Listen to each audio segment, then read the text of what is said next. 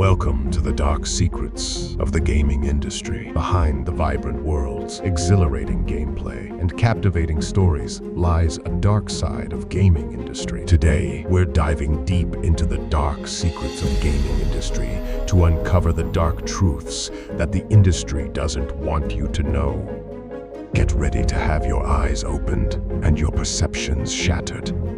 This is not your average gaming video. This is the untold story of the dark side of video game industry. Number 1. The finest reviews available for purchase. A company called SuperData found out that online videos about games make a lot of money, $3.8 billion to be exact, and are watched by over 468 million people every year. Some game companies will do anything to grab people's attention, even if it means paying for good reviews. There's nothing wrong with getting paid to talk about a product, as long as you tell people you're being paid. If you don't let your audience know about the money, it's not just wrong, it's against the law. Fans got upset when they found out that Machinima, a big gaming media company, was giving bonuses to creators who made positive videos about Xbox One without telling viewers they were paid. Microsoft says they didn't know about this and ended their partnership with Machinima. Warner Bros. Did something similar in 2016. The Federal Trade Commission found out that Warner Bros. Paid lots of money to big YouTubers like PewDiePie to promote Middle-earth: Shadow of Mordor. Some YouTubers said they were paid, but many didn't. That's not fair to viewers who trust what YouTubers say. It's good that the FTC spoke up about this. We hope game companies have learned from these mistakes. But that's just the tip of the iceberg. Esports are more like regular sports than you might realize. Both need a lot of practice to be the best, and players in both have strict training for their bodies and minds. Surprisingly, both also have problems with drugs that enhance performance. Many esports players use drugs like Adderall to stay focused and energized. But you won't hear much about this from esports organizations. The issue of doping in esports wasn't really known until 2014, when Bjorn Franzen, an esports consultant, accused companies like Riot and the Electronic Sports League of ignoring drug use. Franzen said that some legal teams tried to silence him. It wasn't until a year later that ESL started testing for drugs. This happened after a player named Corey Friesen, also known as Semphis, admitted that he and his teammates used Adderall during a big tournament. Experts say there's still a lot to do to stop doping in esports. But wait, there's more. Despite what you might have heard, making video games isn't a glamorous job. Game developers work really hard to make sure their games are fun and work well by the deadlines. It's not easy, and many skilled people are leaving the industry because of it.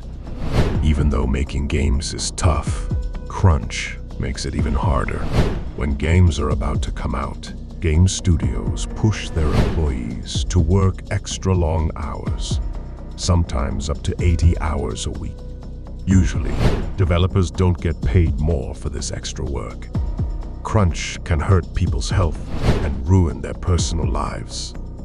And after all that, many employees end up losing their jobs. It's terrible, and it makes good people leave, and it might not even make the games better. When you're that tired, you make a lot of mistakes. We probably wouldn't even know how bad it is if one developer's angry wife hadn't spoken out in 2004. A post by Ia's spouse on LiveJournal showed how harsh the video game industry can be and made people aware of the pressures of crunch time. Things are improving now, but there's still a long way to go. Here's another dark secret of gaming industry. Ever feel nostalgic and buy an old favorite game to play again? You might think you're helping the creators by buying it, but that's not always true. According to freelance developer Simon Roth, most game creators only get paid once for their work, no matter how well the game sells. Publishers make a lot of money from games, but creators don't always see any of it. Even famous voice actors and top managers might not get royalties. It's been like this for a while. In 2015, Descent was taken off a gaming site because the developer and publisher were arguing over money for years.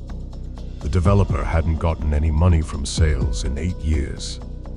It's a situation that would make Scrooge from A Christmas Carol happy. You won't believe what we've uncovered next. Some people play their favorite MMO for different reasons. Some like the story, PvP, or RP, while others are all about making deals in the game worlds like Tamriel, Norith, and Azeroth. They buy things cheap and sell them for more, and they have lots of in-game money saved up. They know a lot about how the game economy works. But you know who else knows about it? Cybercriminals who use the game economies to hide their illegal money. In 2013, the United Nations Office on Drugs and Crime found out that online games were being used to move money around secretly. Wired magazine looked into it more and found out that Second Life and World of Warcraft were two of the biggest games used for this. Here's how it worked. Criminals would change real money into in-game money, send it to another player, and then sell it back for real money. It's smart because the game economies aren't controlled by real bank rules, and there are no borders in the game worlds like Azeroth. But here's the lesson. Don't buy in-game money with real money. Earn it like everyone else does. These dark secrets of gaming industry are just the tip of the iceberg, and there are many more hidden from the eyes of the people. If you found this video valuable, hit the like and subscribe button. Until next time.